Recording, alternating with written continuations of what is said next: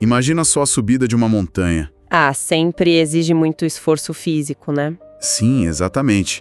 E normalmente quem enfrenta esse esforço todo espera chegar no topo e ter uma vista deslumbrante, uma brisa serena, sabe? Aquele nascer do sol dourado rompendo as nuvens. A gente tem essa expectativa inerente de paz. Mas quem chegou no sopé do Monte Sinai não encontrou serenidade nenhuma. Encontrou, olha, trovões ensurdecedores, relâmpagos cortando o céu e um fogo devorador que fazia a própria terra tremer. Nossa, é uma cena que quebra completamente a expectativa que a humanidade moderna tem do divino. Existe uma tendência muito forte hoje de buscar algo controlável. Um Deus confortável, né? Exato. Mas a santidade absoluta, por ser puríssima, ela é avassaladora e até aterrorizante para quem carrega imperfeições. Aquele momento nos Sinais foi um choque de realidade sobre quem Deus verdadeiramente é. E é exatamente essa tensão que a gente vai desbravar neste nosso mergulho de hoje. Bem-vindos a mais uma imersão nas nossas fontes. E hoje nós temos um material riquíssimo. Sim, temos diante de nós textos sagrados e análises focadas nos capítulos 19 a 40 do livro de Êxodo. E a nossa missão aqui passa longe de fazer uma simples leitura histórica, tá? Com certeza, nenhuma análise acadêmica fria por aqui. Nenhuma. O que a gente busca é compreender a profunda realidade espiritual de como um Deus perfeitamente santo abriu um caminho para habitar no meio de uma humanidade manchada pelo pecado. O que, se a gente parar para pensar, muda absolutamente tudo. Tudo. E é um custo altíssimo, né? Sim. E para quem caminha pelos desertos da vida hoje, enfrentando a aridez das crises pessoais ou o peso de um luto, entender essa verdade eterna traz um consolo inabalável. É um porto seguro. Nós não estamos lidando com um registro morto de um povo antigo. A palavra revela a proclamação viva da nossa redenção. Deus nos mostra sua santidade não para nos oprimir com regras, mas para nos resgatar da escuridão. Perfeito. Então, para quem se sente distante da presença divina, no meio de uma rotina desgastante, o que vamos explorar hoje é um chamado direto à renovação do propósito espiritual. O chamado urgente. Mas antes de a gente poder abraçar o consolo dessa presença, precisamos encarar o peso da santidade dele. Voltando ao Sinai. Sim, o momento do fogo e do terror. Isso.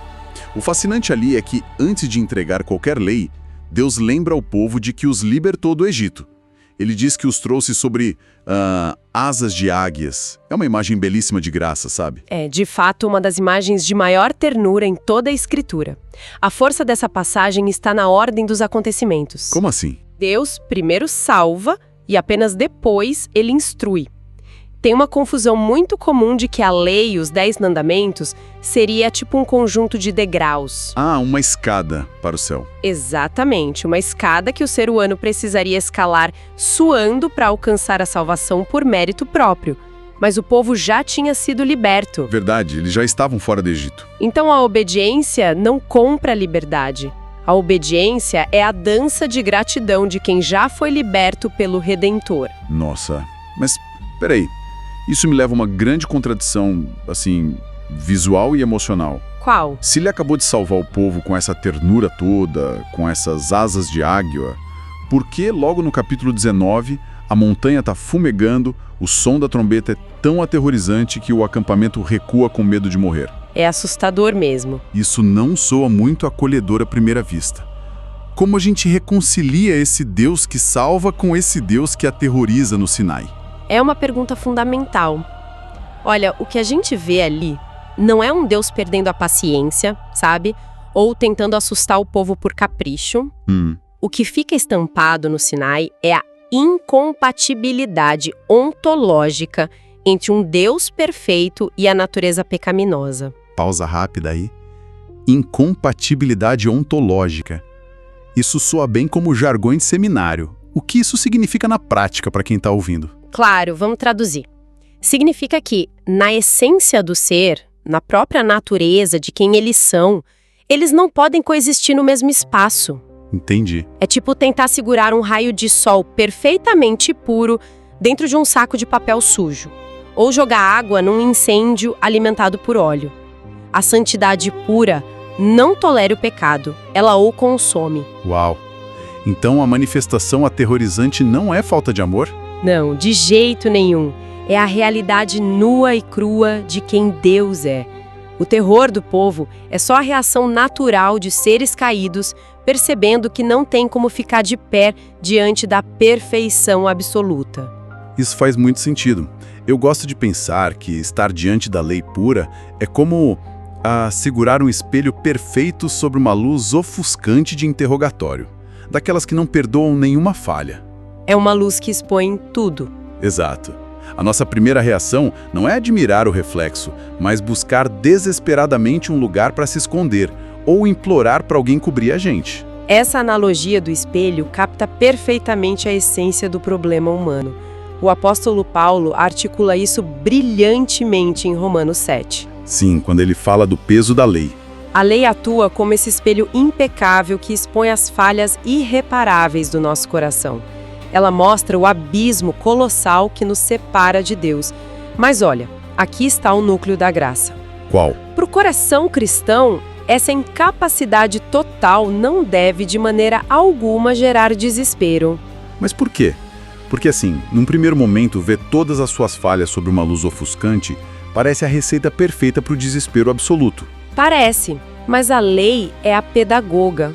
O tutor severo que pega a nossa mão quando a gente percebe que não consegue se salvar e nos leva diretamente a Cristo. Como a gente vê lá na carta aos Gálatas. Isso, Cristo foi o único a andar nesta terra, olhar para esse espelho ofuscante da lei e ver um reflexo perfeitamente alinhado com a vontade de Deus. Ele cumpriu a lei. E mais do que isso, na cruz, ele absorveu a maldição, né? Exatamente. O julgamento de todos nós que quebramos esse espelho repetidas vezes caiu sobre ele. Ele absorve o raio da lei e o fogo da montanha. Isso tem um peso espiritual indescritível. Mas, avançando na nossa cronologia, a história nos mostra que a memória humana é tragicamente curta. Muito curta. E o nosso coração é uma fábrica de enganos. Sem dúvida. Logo depois do povo tremer de medo diante da glória de Deus e prometer obediência, acontece a tragédia. Apenas 40 dias depois. 40 dias. É quase nada. É o equivalente espiritual a trair na lua de mel. O povo está lá embaixo construindo um bezerro de ouro para adorar. Como é possível esquecer o fogo do céu em tão pouco tempo? É chocante. Mas a gente precisa entender o porquê do bezerro. Não foi uma escolha aleatória do povo. Tinha uma raiz cultural, não é? Sim, lá no Egito havia o culto ao deus Apis, que era representado por um touro. Simbolizava força, prosperidade agrícola. O que a palavra nos mostra ali é a raiz escura da idolatria. Não é só sobre uma estátua de metal. Não. A idolatria nasce da nossa necessidade corrompida de ter um Deus manipulável. Um Deus de estimação, praticamente. Exato. Um Deus que a gente possa ver, carregar na mochila, que a gente possa controlar. Um Deus que exige só rituais superficiais em vez de transformação moral e submissão total. É a recusa absoluta do coração humano em se submeter ao Deus invisível. É o nosso orgulho gritando. Sabe, é muito fácil julgar os israelitas no deserto, mas se a gente olhar com sinceridade para as nossas próprias vidas, a gente faz exatamente o mesmo quase todos os dias. Todos os dias. Quando o silêncio de Deus assusta no meio de uma crise severa, ou quando um diagnóstico médico destrói as nossas defesas, a gente corre freneticamente para construir pequenos bezerros de ouro. Sim, buscamos qualquer alívio rápido. Soluções humanas, o controle ansioso das circunstâncias da família, a confiança no dinheiro, ou aqueles vícios secretos para anestesiar a dor da alma. Tudo para não ter que confiar no invisível. É uma observação cirúrgica. E é bem nesse ápice de traição, enquanto o povo celebrava ao redor do bezerro, que a justiça divina testa a intercessão humana lá no topo da montanha. A conversa com Moisés. Isso. O Senhor diz a Moisés o que está acontecendo e oferece a ele uma oportunidade tentadora. Destruir aquele povo rebelde e começar uma nação novinha e grandiosa só com ele. E a resposta de Moisés a essa oferta é, para mim, um dos momentos mais arrebatadores de toda a Escritura. Ele recusa a grandeza pessoal. Uma humildade profunda. Ele desce, vê o caos e volta para Deus com um lamento pastoral rasgado de dor. E diz: perdoa o pecado deles, senão risca-me do teu livro que escreveste. Moisés oferece a própria existência para cobrir a dívida da rebelião. O que a gente vê brilhando intensamente aqui é a prefiguração majestosa de Jesus Cristo. Ele se coloca na brecha, né? Sim, Moisés se coloca na brecha e oferece a vida como sacrifício substitutivo. Projetando a sombra gigantesca da obra do Calvário. Moisés pediu para ser riscado, mas Deus não aceitou aquele sacrifício humano imperfeito. Claro, era insuficiente. Mas séculos depois, foi Jesus quem suportou o abandono real. Quando Cristo clama na cruz, Deus meu, por que me desamparaste? Ele estava experimentando a separação total. Tornando-se maldição por nós. Absorvendo a ira divina para que o nosso nome jamais precisasse ser apagado do livro da vida. A beleza consoladora disso é esmagadora. Como Paulo nos lembra, Cristo se colocou nessa brecha enquanto a gente ainda era pecador. Enquanto a gente ainda estava lá embaixo construindo ídolos. É um amor que nos constrange e quebra o nosso orgulho. Sem dúvida alguma. Mas essa intercessão de Moisés leva a gente para um novo dilema muito prático. Qual? Ok, o mediador evitou a destruição imediata do povo. Mas, diante de pessoas tão falhas e um Deus cuja santidade é um fogo consumidor, como a convivência diária pode acontecer? Como Deus arma a tenda dele ali sem que o acampamento inteiro seja carbonizado na primeira falha? É uma excelente pergunta. A resposta divina desce dos céus não como um raio, mas como um projeto arquitetônico. O tabernáculo. A palavra revela em Êxodo 25, versículo 8, o desejo do Criador: e me farão um santuário para que eu habite no meio deles. O expresso desejo íntimo de proximidade com pecadores resgatados. E todo esse tabernáculo não é um amontoado de regras aleatórios. É um mapa, né? É um mapa detalhado da redenção. Cada medida, cada material atua como uma ilustração gloriosa do que Jesus Cristo faria. Em vez de listar todos os móveis aqui, vamos focar no mecanismo. A primeira coisa inescapável, depois de passar pelo portão, era o altar de bronze. O altar do sacrifício.